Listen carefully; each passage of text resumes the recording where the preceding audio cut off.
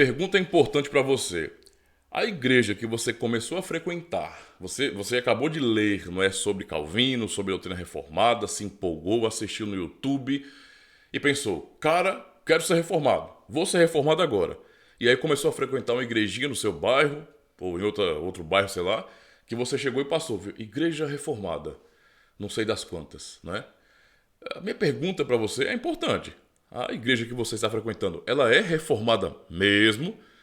Né? Porque existe sim, não é, igrejas que têm um nome, mas não são. Eu não vou citar nomes dessas igrejas, mas eu já encontrei algumas igrejas reformadas piratas, tá? Para você ter uma ideia. Igrejas reformadas piratas, piratation puro. Por que eu estou dizendo isso? Porque uma igreja reformada, ela tem, por exemplo, uma doutrina peculiar. Essa doutrina, tá bom? Ela não é uma coisa nova, inventada agora.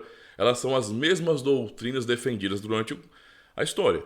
Então, uma igreja reformada está ligada com as igrejas reformadas do século XVI por sua confessionalidade. Por exemplo, como vocês estão vendo aqui, né, as três formas de unidade.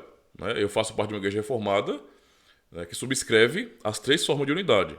Tem também os presbiterianos, né, os que realmente são confessionais, que estão ligados, né, por sua confessionalidade às igrejas presbiterianas do século XVII, né, no contexto do Reino Unido. Então, entenda, a igreja reformada ela tem confissões. Você chegou numa igreja que tem o nome de reformada e você pergunta logo, pastor, qual é a confessionalidade aqui? Padrão de fé de Westminster, três formas de unidade, qual é a confessionalidade?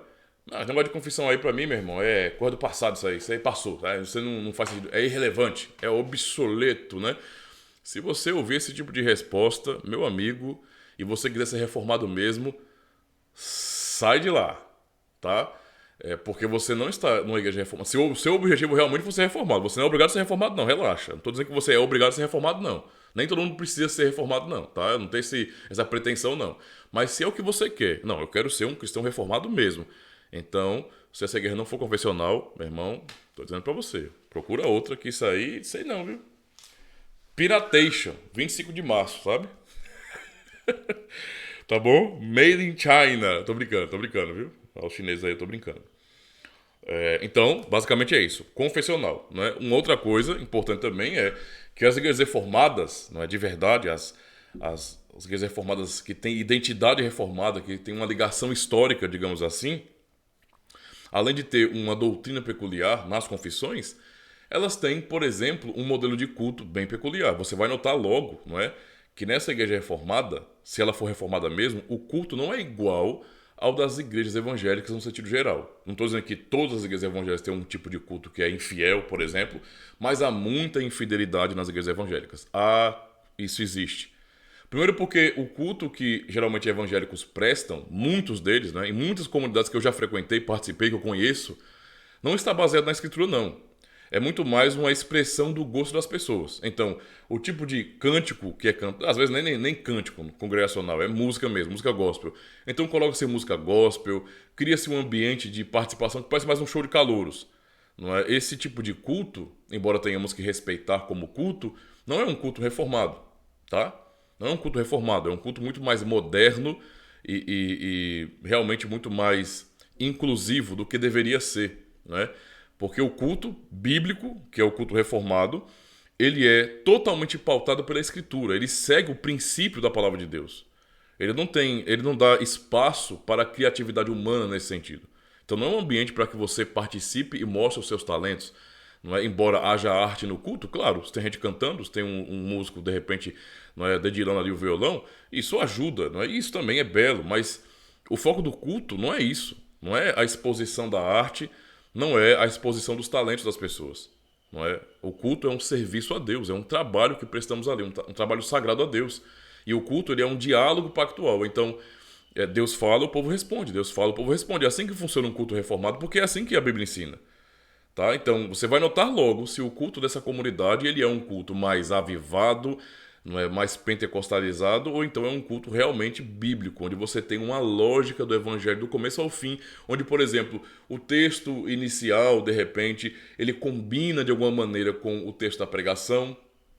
Os cânticos, né, como por exemplo os salmos e os hinos, eles também têm um tema que combina com o tema da pregação e assim por diante. Há uma lógica que amarra todo esse culto, não é, para que nós venhamos aprender do começo ao fim servindo a Deus. Então, cuidado, não é? Se você quer realmente ser um reformado, lembre-se, você não precisa ser, se você não quiser. Mas se você quer realmente, não, pastor, eu quero ser um cristão reformado mesmo, quero ir para uma igreja reformada mesmo, tá? Quero ser membro de uma igreja reformada confessional. Olha para o culto, tá bom? Presta atenção em como o culto dessa comunidade que se diz reformada é. E pergunte o porquê que é assim. E questione, tá certo? Isso é importante, tá? Uma outra questão também importante para você notar se essa igreja realmente é reformada é que as igrejas reformadas, elas têm também um modelo de governo bem peculiar. Ah, isso tem a ver também com a tradição reformada, certo?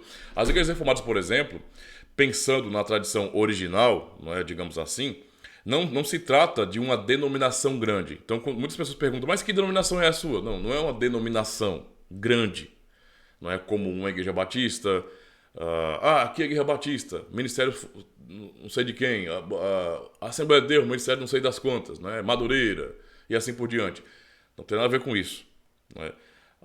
As igrejas reformadas, elas se organizaram assim. São igrejas locais, certo? Que escolhem viver em aliança, o que chamamos de confederação. Então, é uma confederação ou várias confederações de igrejas reformadas pelo mundo. São igrejas locais. Então, como são confederações, não existe um pastor presidente, não existe o tal do bispo, nem nenhum pastor que tenha poder sobre o outro. Nenhum pastor nas igrejas reformadas tem poder sobre o outro, certo? Não existe isso, porque não é uma grande denominação, mas uma confederação de igrejas. Esse é o ponto, certo? E essas igrejas que vivem confederadas, vivem em aliança, elas têm um documento lá da época do Sínodo de Dort, tá bom? Que organiza, que dá as regras, os princípios para essa organização, para esse bom funcionamento, não é? Para essa boa unidade, que é o regimento das igrejas reformadas, certo? Inclusive, eu vou deixar para vocês aqui o site, né? O meu link na descrição, o site das igrejas reformadas do Brasil, para vocês terem acesso a tudo, não é? Inclusive ao regimento, aos sermões, às formas de unidade, às nossas doutrinas, tudo está ali. Você vai aprender sobre tudo. Pode pesquisar ali à vontade, que você vai aprender muito. Então, as igrejas reformadas têm uma maneira peculiar de organização. E elas são presbiterais, ou seja, a igreja, nós entendemos que ela deve ser governada por presbíteros, tá? Presbíteros. Então, cada comunidade local tem o seu conselho, que é formado por presbíteros, não é? E o pastor, o ministro da palavra, também com diáconos. E esse conselho, nesse sentido, governa a igreja e representa a igreja liderada, né, a igreja local, no concílio, que acontece 2 vezes por ano, dependendo da confederação, não é? Então, tem todas essas questões aí. As igrejas são assim. Então você não vai ter pastor-presidente, você não vai ter bispo, apóstolo, pai-apóstolo, semideus. Você não vai ter esse tipo de coisa nas igrejas reformadas, certo? Não há um pastor superior ao outro. Isso é muito importante compreender. E são presbiterais, beleza? Como os presbiterianos, né? Os presbiterianos também são desse governo presbiteral. Basicamente é isso, tá? Então, é importante analisar essas questões para você saber se você realmente está frequentando uma igreja reformada. Tá certo?